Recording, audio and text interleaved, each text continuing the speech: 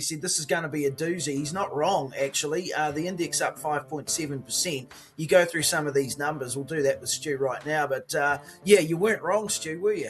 No, I was not wrong, and I think it almost exceeded some of those expectations, to be honest. We knew it was going to be a bold one with everything happening, obviously, in Iran and the wider Middle East and the energy complex, but there's some underlying change in the dairy situation too.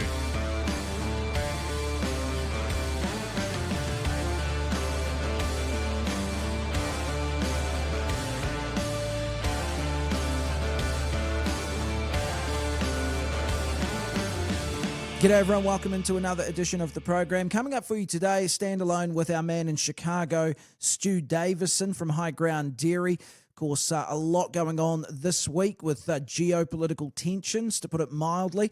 We're going to look at the latest global dairy trade event, why prices are still going upwards, and also how those geopolitical tensions are fitting into the whole dairy dynamic as well. Pretty wide-ranging conversation with Stu. Plus, of course, we touch on the F1 season, which is coming up, the first race in Melbourne this weekend. He's a massive fan of F1 as Stu. We talk about it all the time, so a bit of an update from him on what he's expecting for 2026, and of course the Drive to Survive season as well, which I've watched, not sure if he has yet. So we'll find out all about that and more with Stu Davison here on the program. Don't forget, of course, as always, to like, comment and subscribe.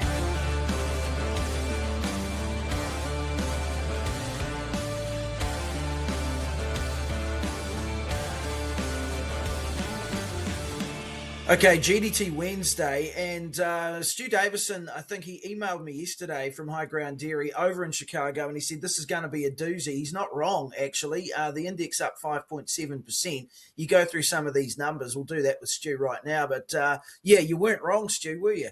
No, I was not wrong, and I think it almost exceeded some of those expectations, to be honest. We knew it was going to be a bold one with everything happening, obviously, in Iran and the wider Middle East and the energy complex, but there's some underlying change in the dairy situation too. So I'm going to put it that way. It's just insane where we've got to in the space of, as we were just discussing off here, the space of this far into 26. It's not even the end of Q1, and whole milk powder prices, for example, are knocking on the door of 4,000 a ton. We're not quite there, but the fact that we're in striking distance, excuse the pun, is insane.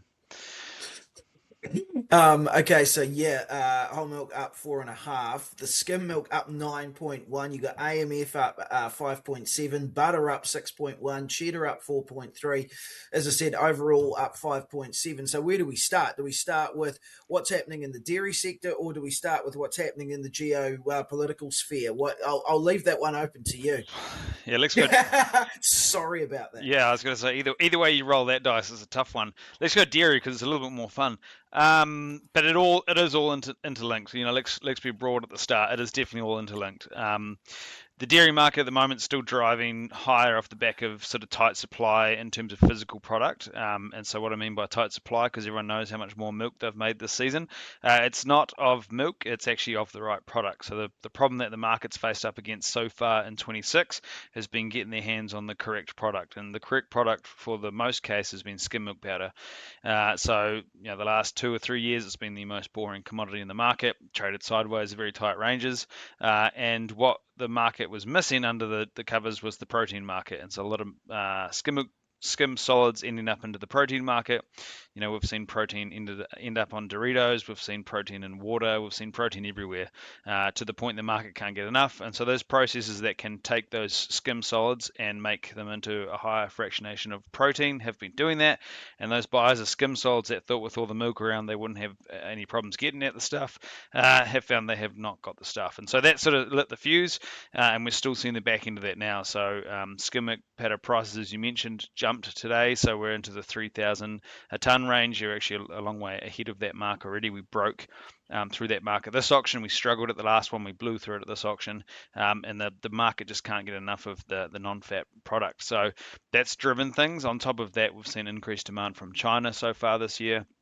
We've obviously seen, we're going to eke our way into the geopolitical situation here. We've seen an increase in food security desires in the last couple of weeks too, which has been accentuated literally over the weekend. So Trumpy knocking down the castles in Iran has really moved that situation quite rapidly too. And on top of that as well, when you see the energy crisis that's been talked about, and I mean, oil prices have moved quite sharply in the last few days on the back of the strikes in Iran. That also moves markets as well. So you've got that, and then you've also got shipping constraints too, tying into this too. So the Strait of Hormuz being closed. Now we've had reports from Maersk that they're actually stopping transit through the Strait of not everything, but quite a lot of products and containers. And the fact that ships are basically stationary or having to take alternative routes just adds to the scariness from a buyer's perspective of, am I going to have the product? What do I need to pay for it to make sure it's going to get here? Is price actually relative at the moment, considering the geopolitical risk? And so that's the situation we find ourselves in at the moment. Is that fundamentally supply from a milk perspective is basically irrelevant. Which, as a fundamental analyst, and sort of like to lean a lot of my views on what's going on behind the farm gate, it's irrelevant right now. The market is pricing the risk of the world into the situation at the moment. Okay, so let's look at because farmers over here are going, okay, God, now input costs are gonna go up. We're gonna, fertilizer and diesel and things like that, right? Which I guess is inevitable in a scenario like this. Yeah, 100%. Yeah, and that's the geopolitical risk that's centered in the Middle East is a lot to do with that oil price and the roll-on effects of input prices, like you mentioned, but also the counter of that too is oil prices are inflationary as well. Not to mention increased logistics costs are inflationary, and so those two countermeasures sort of squeeze things as well. So input costs increase, and consumers' ability to spend is impacted as well over the longer term as well. So, trading those two things off in your mind's model becomes really tough. But the sense check or the reality check there is that's all well and good if it lasts for many weeks. If we see this thing roll over and cool off in the next couple of weeks, and it's not longer term, we might, those things might not come to pass as seriously as they could. If this conflict carries on into the next few months, which, as we well know, if we look at our history books, they tend to do that sometimes. So that's where the uncertainty is arising from. How long is this going to last? What is the end goal? What's the outcome once we get a few months down the line, and what does that mean for commodity products? And let's be clear, commodity traders and risk managers globally are just saying, well, the risk has increased. Let's get something on. Let's get something in place. Let's just get some security, be that security of supply or security of price. Let's make that happen. And to be honest, we've seen that really sharply in the last 48 hours, which feels like 480, to be honest. I bet it does. Yeah. So you're right. No one's got the crystal ball here. We don't know what this scenario is going to present in a wider context. But I guess the upshot is the prices are still going pretty good. So when you're looking at this sort of stuff, this is one of those curveball ones, isn't it? Or how much do you factor in a big global event like this? Well, every analyst would love to say they saw this one coming, but you'd be paid billions if you could pick this one coming. And I'll tell you for free, I'm not. So not a lot of us sort of price these sort of. It's not even a black swan at this point either. It's just an unexpected sort of geopolitical blip. I mean, it's got to be within your ranges of expectations, but no one had expected this sort of. Not trying to be political, but breakdown in diplomacy to happen so quickly, and such a targeted targeted attack, basically. So, that situation aside, it's pretty hard to model for. So, going back to what I said earlier, you base a lot of your assumptions on a fundamental view of supply demand under normal conditions, and so this is one of those. It's not normal, and it's sort of what happens in markets, and this is the underline of why risk in commodity markets is so high, because things move very quickly, and you never know. You can be the best in the best, and you'll never see something like this coming from a long way out. It's all well and good afterwards, but and I think the other part of that too is actually viewing how this plays out, and as I mentioned before, how long it lasts, what are the implications, what else happens within the markets, what are people's view, what are the political outcomes of this, how do trade negotiations happen on the back of this, what is government spending as a result, is this going to see increasing GDP spend on military, defence, and so on and so forth. There's a lot of outcomes that come from the last few days of news, and the dairy markets will not be immune to those moves either. So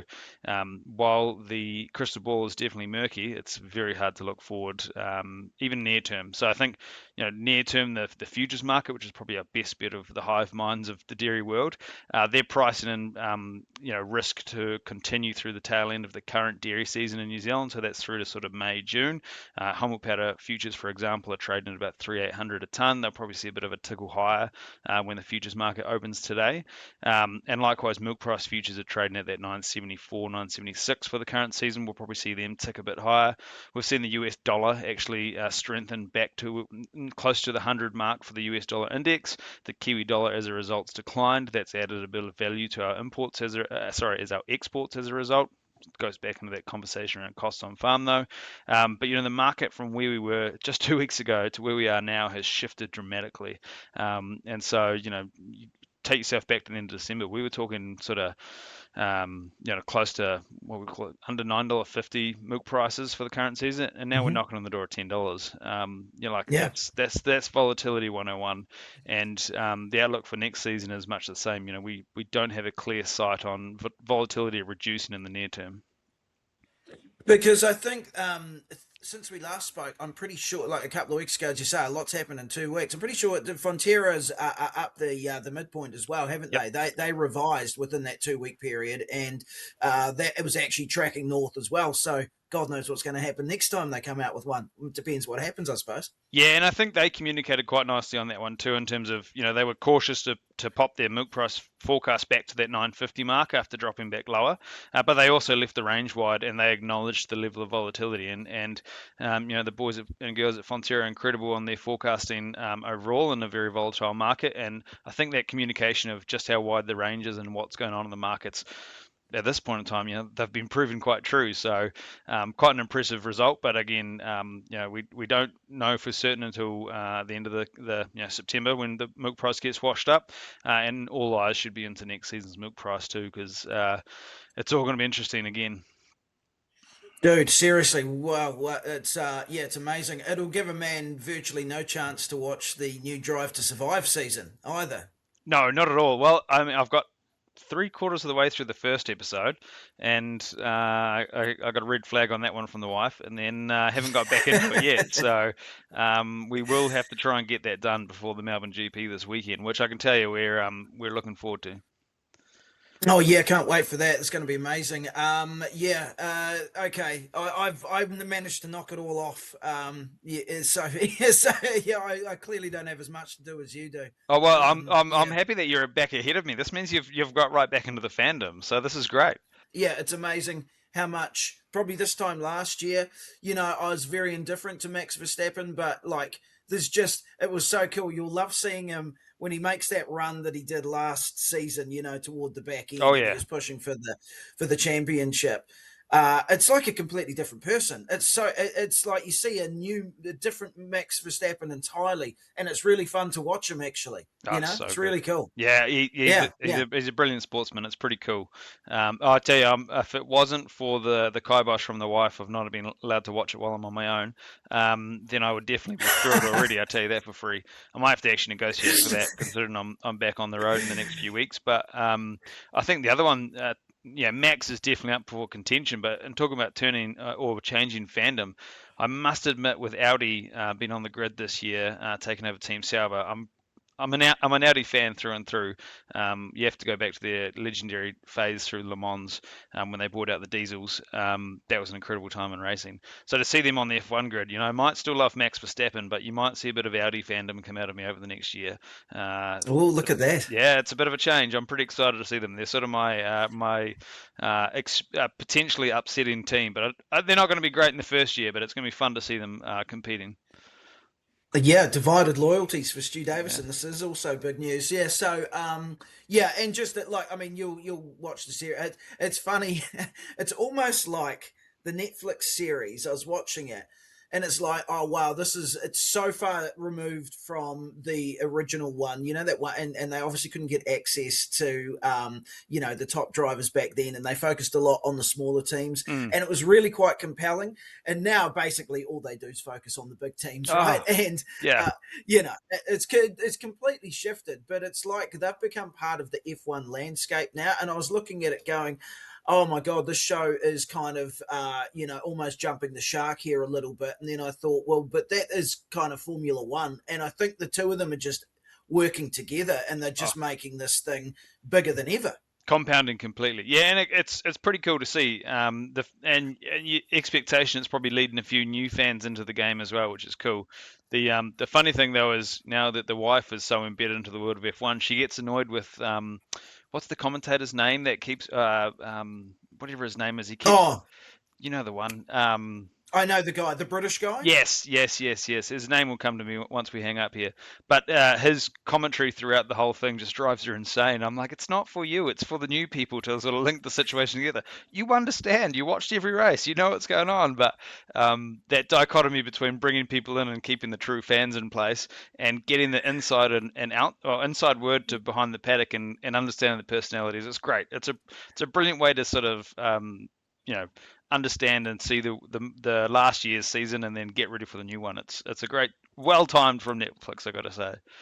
It really is. Yeah, look, I completely agree with you, Mrs. on that one, because he just has these hot takes all the time. And they're terrible. It's ridiculous. They are terrible. They're terrible. They are awful. And of course, it's all scripted. So he's completely reading off a thing, and it makes it sound like it's, look, whatever. But lots of other sports have tried this kind of thing as well. None of them have really worked to the degree that this one has. So, God, they've done a marvelous job. Oh, completely. And like I said before, the fact you get to see these guys outside of a car and the personality, and then you see that personality come out in their driving, linking those two is so cool for a fan, because it's a lot harder to do in real world than when you have cameras when you have cameras in the pit lane. It's pretty cool. Well, shit, lots going on, Stu. I'll let you get back to it, but as always, really appreciate your expertise on all of this, mate. We'll catch up soon, eh? No worries, mate. Anytime. Talk to you next time. As always, thanks for watching, everybody. Don't forget, we've got new episodes every Wednesday, Friday, and Sunday. And don't forget, of course, if you are so inclined, to like, comment, and subscribe. See you next time.